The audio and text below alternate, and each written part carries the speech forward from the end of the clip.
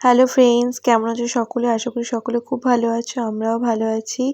তোমার সাথে এই যে ভিডিওটা শেয়ার করছি, এটা হচ্ছে 1 জানুয়ারির ভিডিও। সেদিন আমরা সকালবেলা তাও আস্তে আস্তে বেলা হয়েই গেছিলো, 11টা বেজে গেছিলো।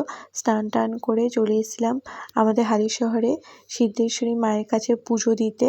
তো দেখতেই পাচ্ছ কতটা লাইন পড়েছে, আমি তোমাদেরকে সেটাই দেখাচ্ছিলাম যে দেখো কত লাইন পড়েছে।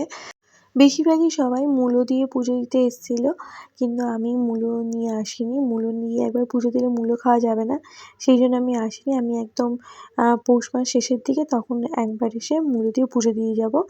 আর দেখতেই পাচ্ছ কতটা বড় লাইন পড়েছে আমাদের পুজোর ডালায়। এই যে এখনও কিন্তু পুজো দিয়ে উঠতে পারেনি।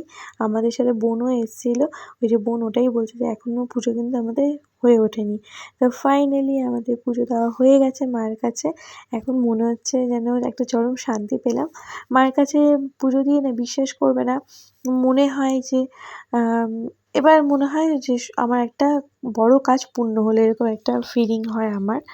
তো যাই হোক, মায়ের কাছে এটাই চাইলাম যেন নতুন বছরটা খুব খুব খুব ভালো কাটে, সবাই যেন ভালো থাকে, সুস্থ থাকে। তো আমার এই ভিডিওটা তোমাদের কেমন লাগলো অবশ্যই জানিও বন্ধুরা। চলো টাটা, বাই বাই।